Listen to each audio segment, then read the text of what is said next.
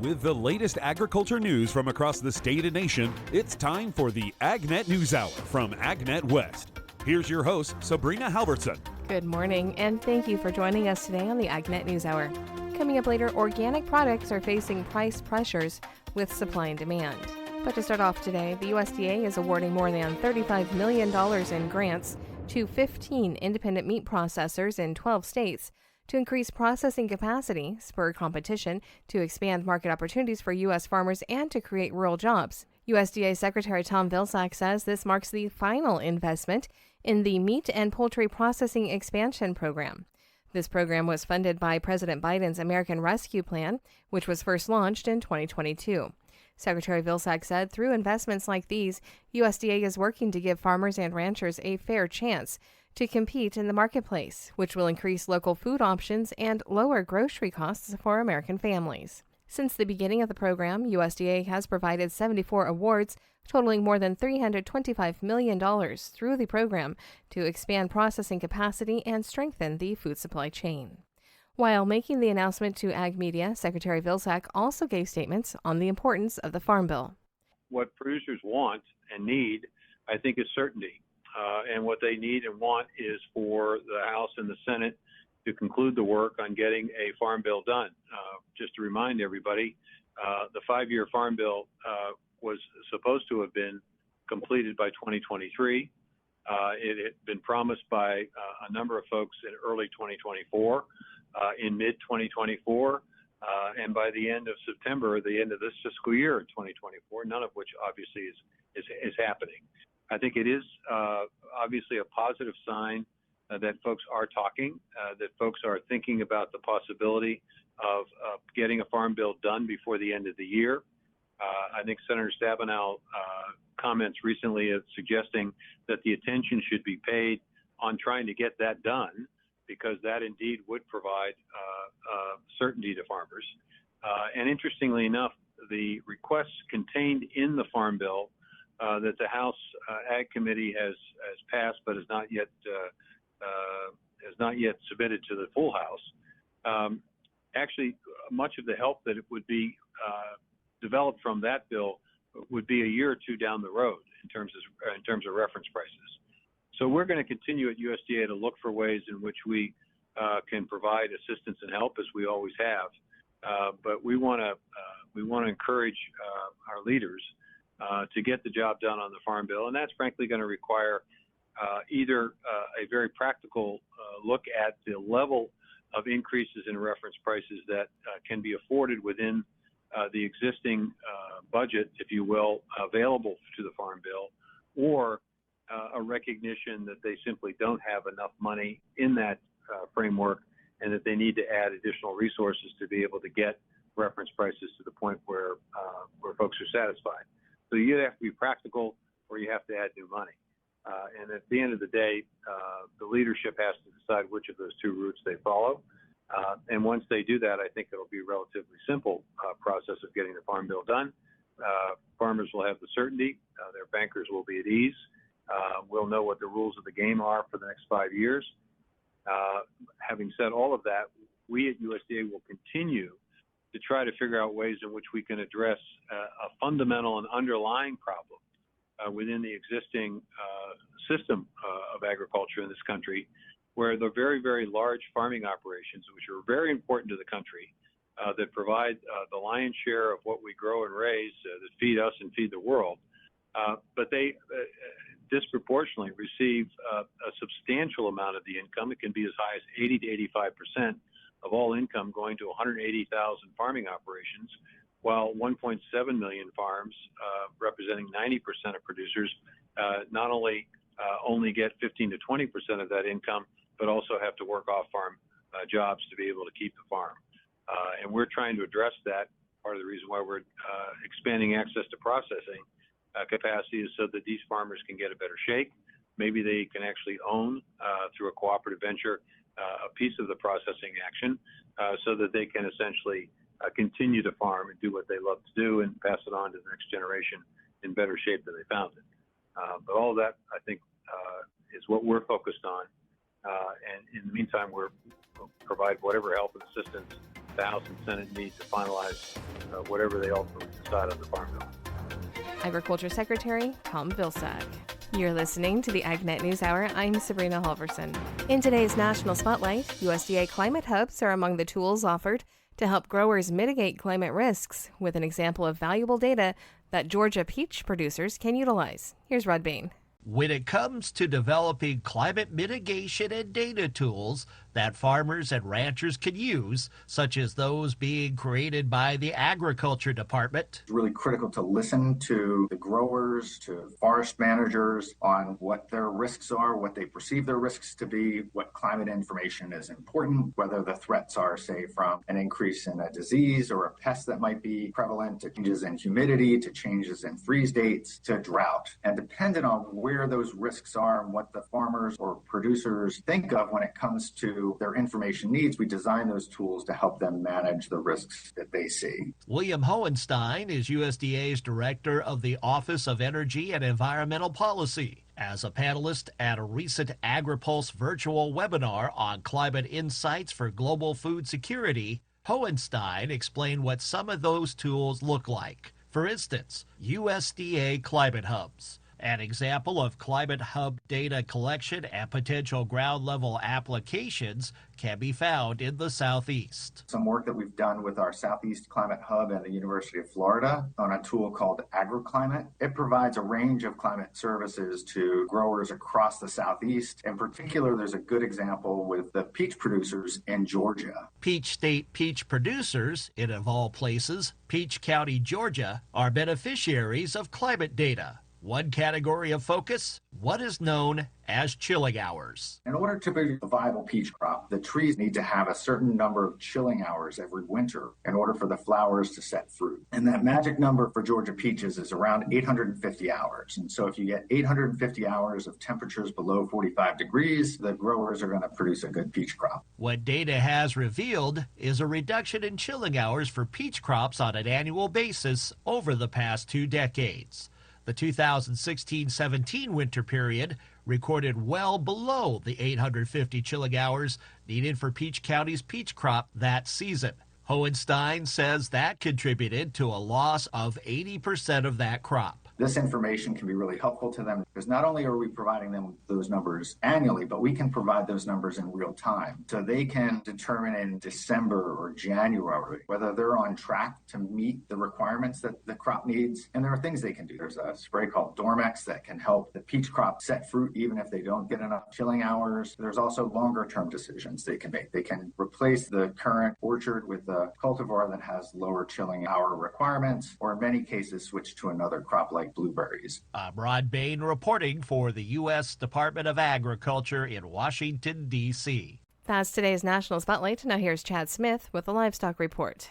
Dr. Kevin Harvatine, a professor of nutritional physiology at Penn State University, says high-fat feed additives like whole cottonseed can help dairy producers maximize milk fat content on their farms. People are drinking less fluid milk, but they're at an all-time high consumption of dairy products because they're eating cheese and other high-fat and protein dairy products. So the milk market right now basically pays producers for fat and protein and not for the water that they're producing. So depending on your milk market, maybe 80+% of the value is fat and protein, about an equal split between those. We've really had a big influence through genetic selection on our dairy cows. So 10 years ago, they started selecting for both fat percent and milk yield. So over the last 10 years, we've gone from an average of about a 3.7 milk fat to right now, we're probably running a 12-month running average of about 4.1 milk fat. Based on his research, Harvatine talks about the advantages for dairy producers who integrate high-fat content feed additives like whole cottonseed into their cattle's diet. Dairy cows cannot make milk fat from thin air.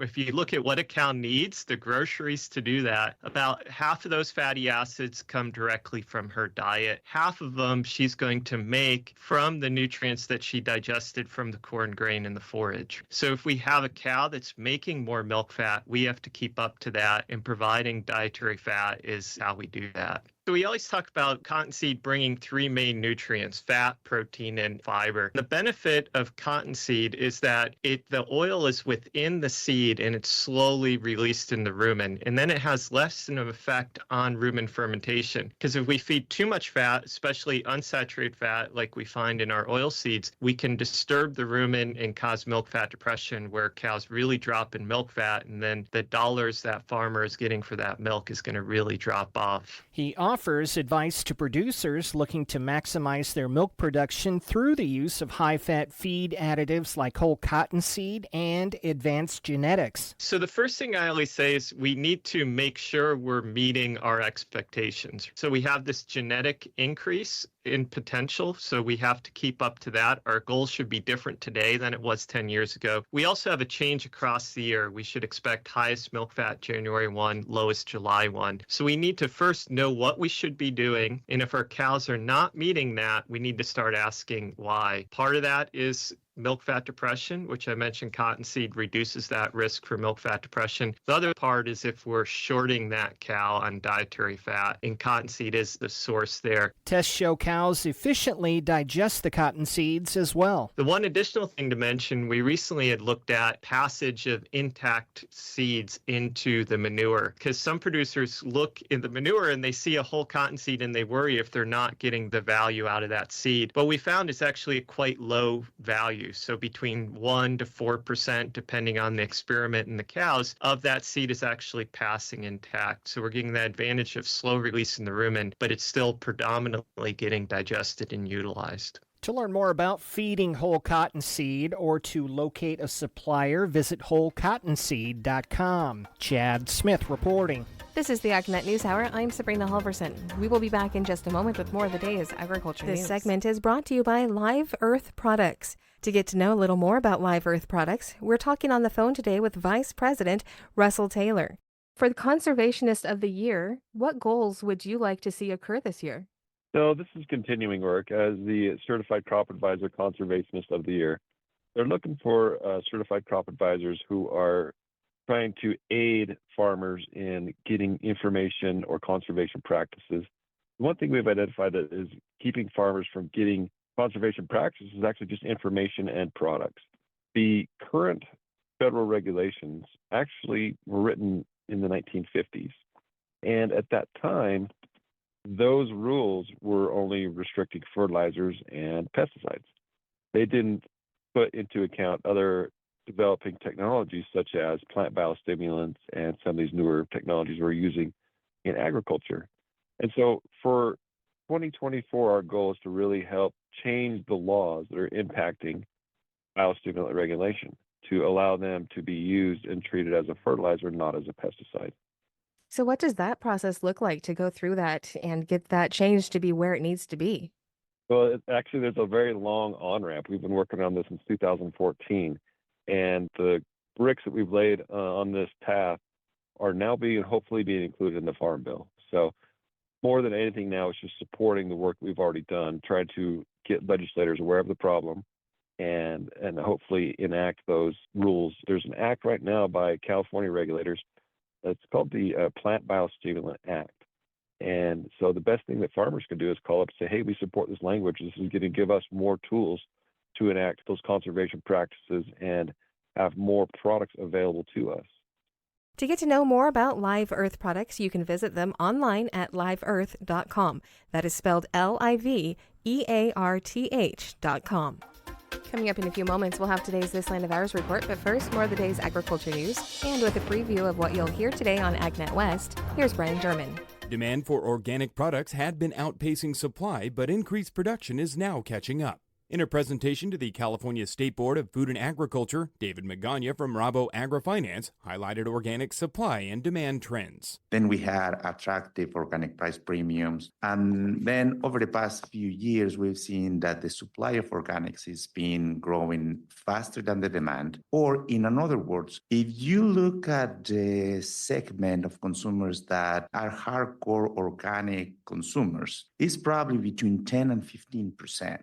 And on the other extreme of the spectrum, you have 5 to 10% of consumers that don't believe in organics. And in the middle, you have the great majority that they will buy organics if the price is right. So now we're in a way where the 15% of organic demand has been met, and then the increasing supplies of organic is facing a more elastic demand segment or more price sensitive. So that's why we've seen some pressures on organic price premiums depending on the commodity that you're discussing. But that's a general trend that demand for 15% is being met, and now new supplies are going to be facing that different demand segment.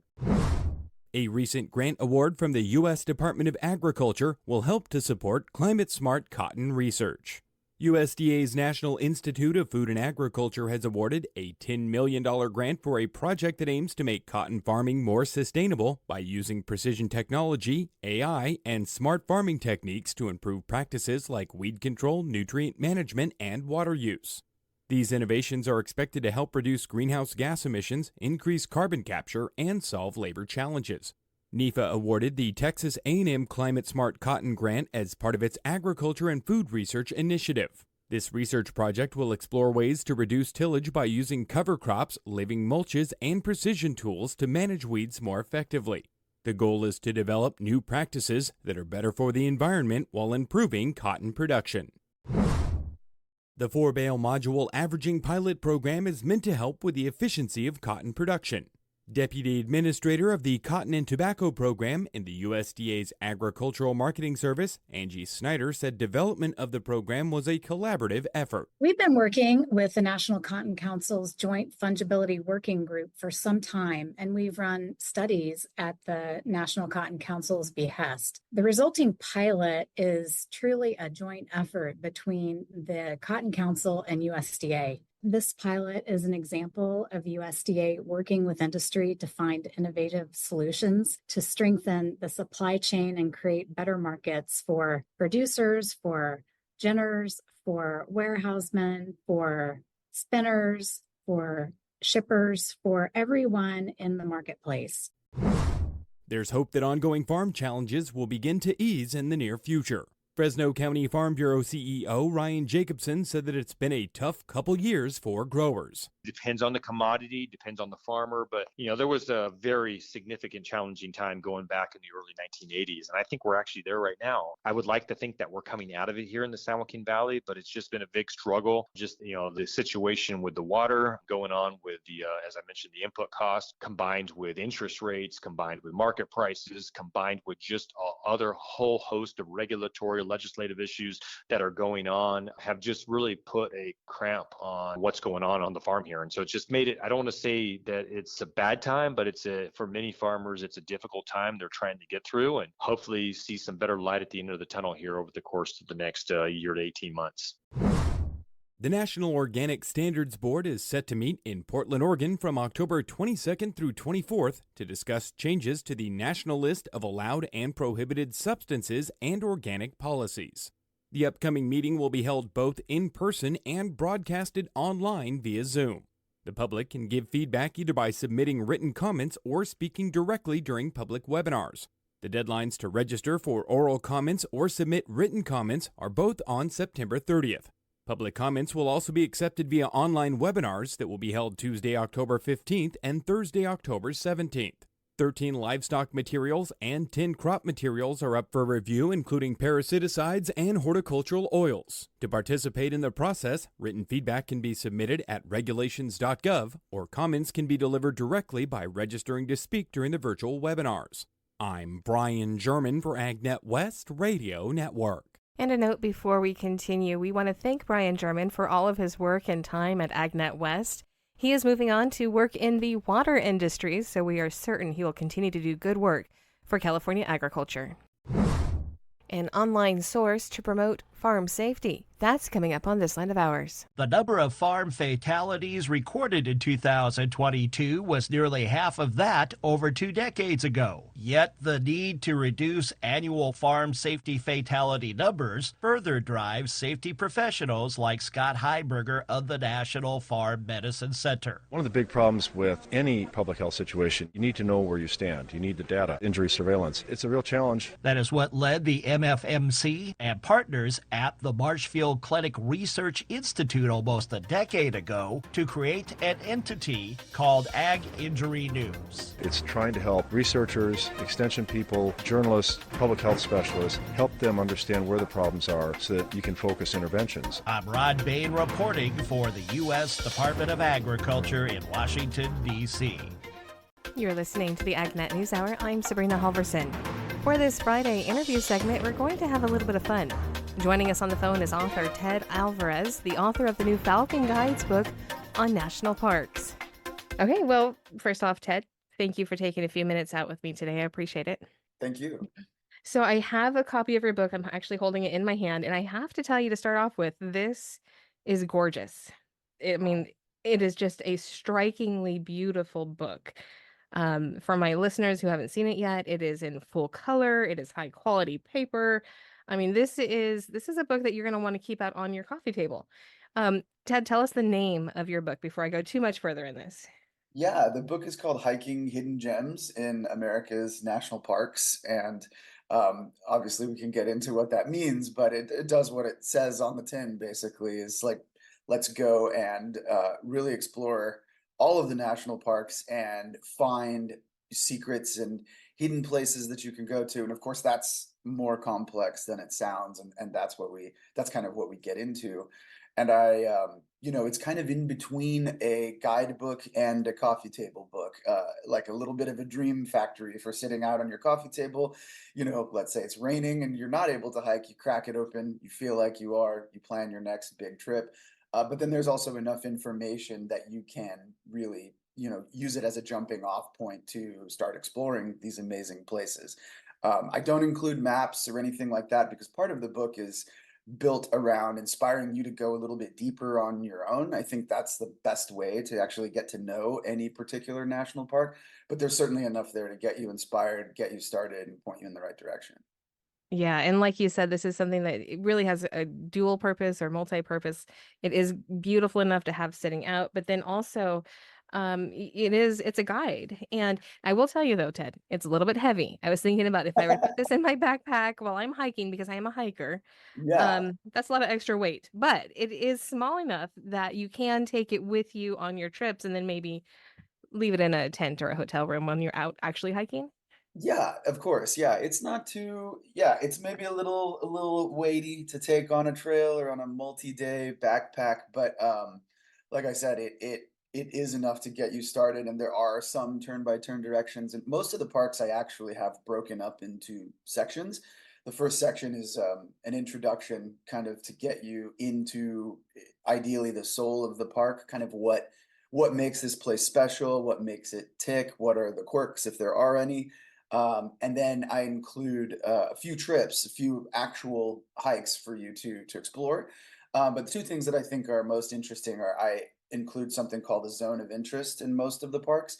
And that's not so much trails exactly as an area of the park that tends to be less visited.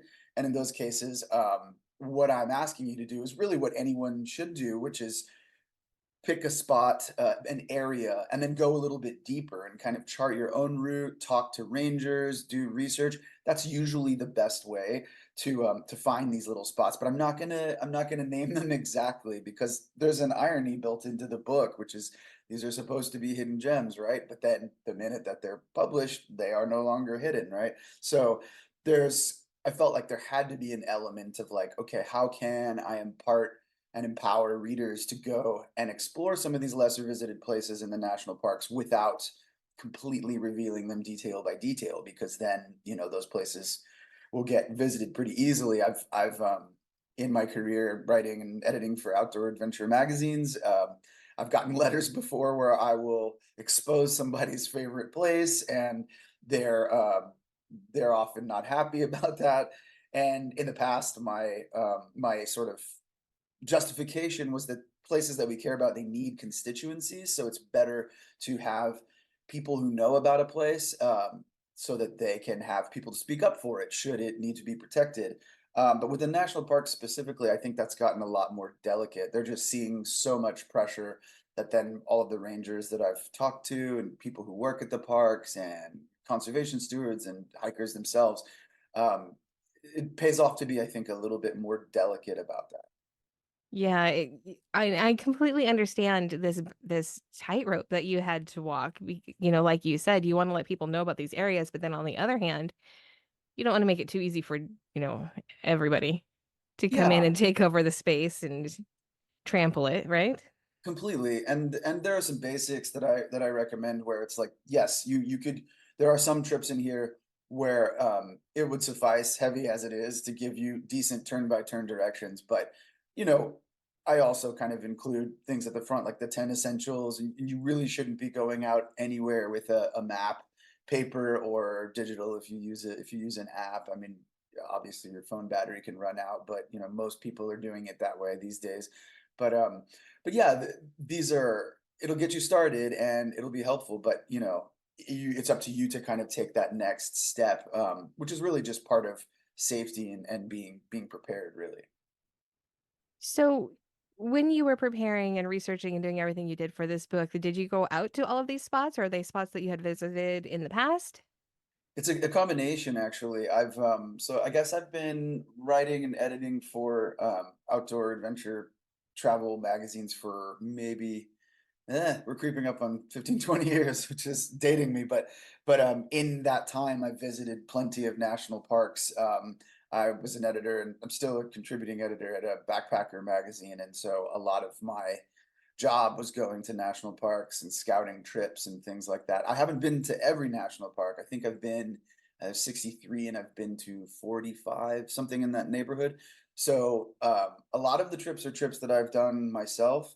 Some of them are trips that colleagues have done, and some of them are trips that I've researched or sourced from. I talked to people who live near parks, rangers, things like that. And so, yeah, I kind of cobbled that all together to pull together this book. And there were a couple of trips that I really wanted to do. So since it's built around hidden gems, kind of the centerpiece essay is built around Gates of the Arctic, which is the least visited national park, or historically, it's usually the least visited national park. So I wanted to pull together a trip to go there, just to be like, what is it like to go to the most hidden gem in the park system. So that was one big trip, and part of the reason why it's the least visited is that it's not easy to get to. It's quite difficult to get to. It requires time and resources and things like that. But it was really worth it to get out to some place that's truly wild. We will continue with author Ted Alvarez right after this. You're listening to the AgNet News Hour. I'm Sabrina Halverson. Today we are talking with author Ted Alvarez, who's the author of a new Falcon Guides book called Hiking the Hidden Gems in America's National Parks. We continue now with the interview. I have to tell you, I'm jealous. I can only imagine how just magnificent that must have been.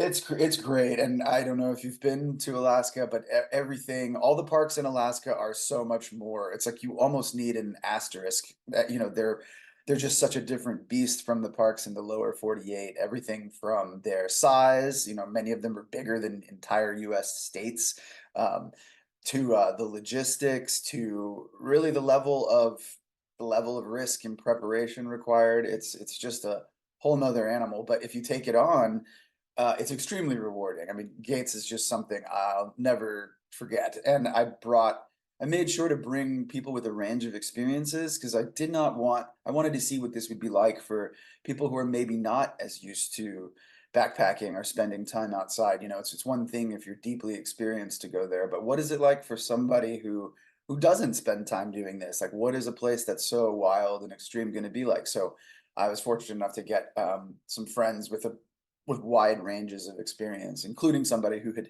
never really backpacked before until just before the trip. And everyone who went, regardless of your experience level, whether you're deeply experienced like myself or somebody else, or like a few of my friends who are less so, I think we all came away changed, and definitely you have, you know, life before gates of the Arctic and life after. And I think most national parks are that way. Like, again, it's Alaska, it's more extreme, it's bigger. But if you're visiting almost any national park that you've never been to before, I think it's like pretty transformative. And like that's why we're so attached to them.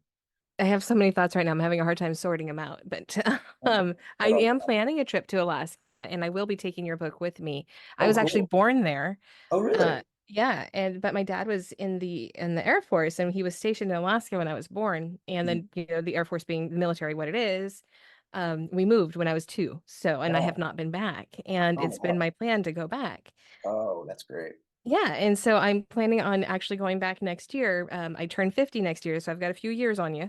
But Oh, yeah, I'm turning 50 and congratulations. I'm going to go back to Alaska for my birthday. So Yeah, that's great. I'm excited to take this book along. You also have a couple of my other favorite spots listed in here, and I'm not going to, kind of staying on this theme of not wanting to make them too available to everybody, but I will say Sequoia National Park, I love it. Mhm. I'm fortunate to be, a Californian, and it was a short drive from my house to Oh, just awesome. head up to Sequoia. So really enjoy that. And then you actually have the exact spot where I got engaged in the Theodore Roosevelt National Park in North Dakota in Oh, your wow. book. And I was surprised because it is one of those hidden gems, and it was really fun to see that in the book. That's really cool. That's so fantastic to hear. That tells me I'm doing my job. Like sometimes it's hard to know. Like you'll talk to people who are like, "Oh, that's completely played out" or whatever. So that's great to hear that, you know, that place still is kind of a hidden gem, and especially that it has some meaning for you. I mean, that's really what this is kind of all about. What time of year are you going to go back to Alaska? What time? When's your birthday? Well, my birthday is in April, but we're gonna wait and go in the summer because April in Alaska is still very wintry. Yeah, I don't know if you've heard the Alaska joke where it's like June is spring, July is summer, August is fall, and the rest of it is winter. So it's like it's a I little not quite that bad, luckily, but it's, you know, pretty sometimes. close. Yeah, sometimes. I like September is my favorite time to go to Alaska just because it's a little bit quieter. The colors are completely mind-blowing. And the fall colors, the risk is that usually the weather window shuts sometime in September. You just don't know when. So you're rolling the dice a little bit. Like, you know, you might get lucky. And have really crisp, beautiful fall weather, and then in the middle of it, you know, it starts snowing. So, but then sometimes you can get 10 straight days of really great crisp fall weather. So, Yeah. So do you hear yourself talk and realize that you have just like the best life? I think sometimes like it's really nice. People say that a lot, and I think when it's good, it's really, really good. And and yeah, I'm blessed. I feel extremely fortunate to be able to do this, and it's really, really fulfilling to go to these places, but then also to just like meet the people who are involved. I think like in all of this, like, you know, solitude and getting away from people, like that's true. And of course it's really a special thing to be able to connect just with nature, but over time I've learned how much people really define that experience. And whether you're talking to rangers or just people you meet out there, or native communities whose knowledge goes so far back, I mean, those are the things that really enrich it and kind of give you a frame. So yeah, all that stuff, it does really feel like a dream job. I mean, of course there are there's like people are like, you must just be doing fun stuff all the time. And it's like, well, yes, and then I'm behind a computer writing on deadline, sweating and freaking out like somebody else trying to finish a project on their computer, you know. So there are ups and there are downs, and sometimes people are like, what's the best part about this job? And I'm like, well, usually talking about it because it sounds so cool to other people. Um, I and understand that. Yeah, and it can be, especially if you're freelancing or you're in between projects, you're kind of like, well, what's gonna happen here? Hopefully I have enough dog food for my dog, you know, that kind of thing. But but yeah, when it's good, it truly is the best job in the world. So the photos in this book also are just amazing, absolutely striking. Now, is that your work, or did you have another photographer? I had a photographer. I was able to. I am not a photographer. A few photos are mine, actually. I don't consider myself a photographer, but if you do this long enough, you get passable. So some of the photos are mine, and then a few are a photographer friend. He shot the cover, who came to Gates and took several of the kind of big splashy Gates photos. And then I have other photographer friends who have been to these parks, and a lot of them are by those photographers as well. So and then we've sourced some others for, because some of the places are so specific that you're like, I might know somebody who's been there, but I might not, and so then we'll just source those from other professionals who have been there. Yeah. So you continue to be you continue to be the Backpacker magazine's Northwest editor, right? I believe so, yeah. The Mhm. Backpacker unfortunately ceased publication of its print edition Mhm. maybe about a year or two ago. So there's technically no masthead for me to be on. So but the last time I checked with them, I think I'm still that. It's hard to Isn't that know. Yeah, that transition is kind of weird. I understand. I do magazine writing too, and it's always weird when things go from print to digital and what's my role here? Yeah, I understand. Yeah, I guess my most recent formal position with them was I was an editor at Outside, so that's Mhm. probably the most recent thing I did that Okay. makes sense for this. So what's next for you? Any other books in the works? Do you have a project you're working on? Yeah, I do actually. I have a couple projects I'm working on. So there is another book that's going to be coming out with the same publisher, or I'm in the middle of doing it right now. It is going to be about waterfalls, which is pretty interesting. And I was sort of like, waterfalls, and so it's going to be similar to this book, but more pitched around waterfalls. But I always try, like with this book, I don't want it to just be a guidebook. I want it to be something more. So that's kind of what I'm exploring now, is like waterfalls. Like, what do they capture people. It's almost like it's like a peak. It's something that people see as this goal. So how can I use this book to maybe say something more about what they mean to us and why they're these special places, while also hopefully giving you some really great waterfalls to go check out. So that book's in the works, and then I have a couple others that are in development, that I can't really talk about yet because they're not set in stone, but they're in the similar vein to this book. So yeah, hopefully I can keep doing this for a while. Nice. Well, I hope you do too, because I really am enjoying this book. And again, for my listeners, this is the Hiking Hidden Gems in America's National Parks. Speaking with Ted Alvarez. And anything else that you'd like for our listeners to know? I guess I would just say, yeah, get out there, enjoy your parks, and whether you find a hidden gem or not, or there's a ton of people, like, everybody's out there for the right reasons. So treat each other with kindness and respect, especially park park personnel who are hammered and underpaid, and and doing their best to help you out. So yeah, these places are getting more and more popular, and so learning how to share these spaces is just going to be part of what brings us together and keeps these places special. That is solid advice there. Well, I want to thank you once again for your time. I know that you're a busy guy. You've got a lot of projects going on, and I really appreciate it. Awesome. Thank you so much, Sabrina. This was a real pleasure. You're listening to the AgNet News Hour. I'm Sabrina Halverson. Efforts to keep AM radio in the dashboards of U.S. vehicles have taken a step forward in the House. The House Energy and Commerce Committee voted 45-2 to send the proposed AM Radio for Every Vehicle Act to the full House for a vote. Representative Jeff Duncan of South Carolina says it's been a stalwart of American prosperity and information sharing, and having AM radio available is important, especially during emergencies. If passed by the full House, the proposed act would require the Secretary of Transportation to issue a rule requiring access to AM broadcast stations in motor vehicles. The role of AM during natural disasters was cited by several lawmakers as they spoke during the bill's markup, noting that the Federal Emergency Management Agency spent millions of dollars solidifying the emergency alert system, with AM radio as the backbone of the EAS. That's today's top agriculture news. I'm Sabrina Halverson. Thank you for sharing your morning with us. To get more information on the topics you heard today, visit AgNet West online at agnetwest.com. You can also stay connected by following us on our social media at AgNet West on Facebook, Instagram, and Twitter. You can also find our broadcast team of Brian German and Sabrina Halvertson on Facebook and Twitter. Thank you for listening to the AgNet News Hour from AgNet West.